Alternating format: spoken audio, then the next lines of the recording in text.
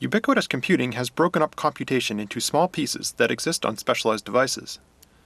Yet wireless networking acts as a medium that can tie these pieces back together. However, a problem of name that device quickly arises. How do users name the devices to connect? What is the type or purpose of the connection? How do users specify other parameters such as who copies what to where? What users need are simple but semantically rich ways of connecting multiple mobile devices.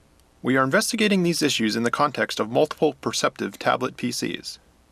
A custom sensor board augments the tablet PCs with accelerometers and touch sensors. Our unique approach to the problem of connecting wireless devices is to use synchronous gestures. Synchronous gestures are patterns of activity from multiple distributed computers that occur together in time.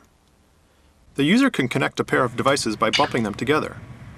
The system recognizes the synchronous hard contact forces sensed by each tablet's tilt sensor. Audio feedback and visual feedback on the screen shows the user that a connection has been established. Moving one tablet away breaks the connection.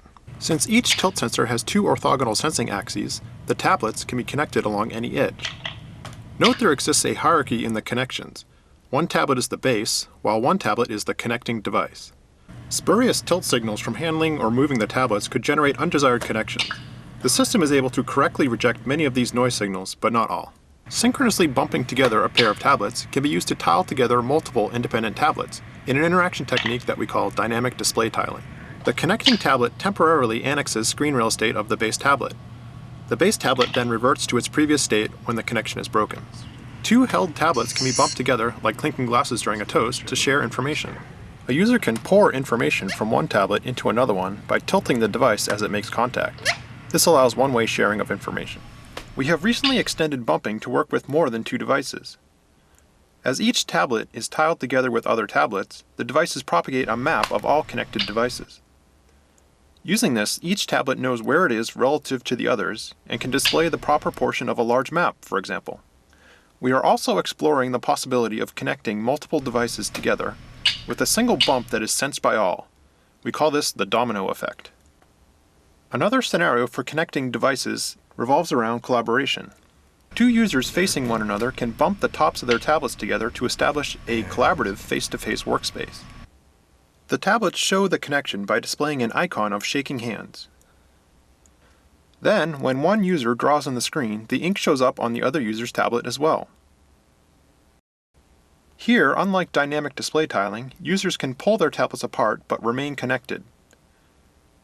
Because each user has his own device, the system supports shared, fully public use as well as separated semi-private use. This is a unique form of dual display groupware. The tablet senses these transitions between public and private use. For example, when a user angles his tablet towards himself, this reveals a personal area for private notes. Putting the tablet back down hides this area once again, showing only the backs of the cards. This prevents the other user from observing this information. One user may also physically shield the screen from the other user by holding his hand at the top of the screen. This is also sensed, giving the user access to a secret area that is normally inaccessible. To disconnect the computers, one user can draw a slash across the shaking hands icon, or one user can walk away with his tablet. In ongoing research, we are exploring other techniques to connect and configure multiple devices. For example, another approach appropriate for tablet PCs is to use the tablet's pen to make a gesture that spans multiple displays. We call this stitching. Here, stitching allows the user to intuitively copy an icon to a remote machine that is nearby.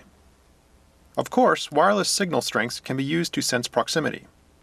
One obvious question is why we use bumping or stitching rather than proximity sensing. However, just because two devices are proximal to one another, it does not necessarily mean that users want to connect them.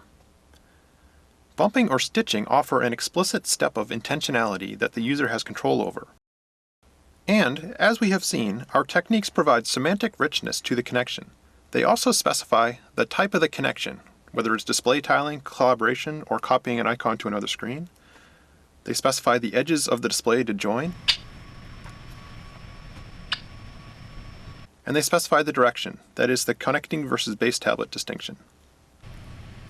Altogether, our work contributes a novel and intuitive mechanism to form specific types of connections between multiple mobile devices.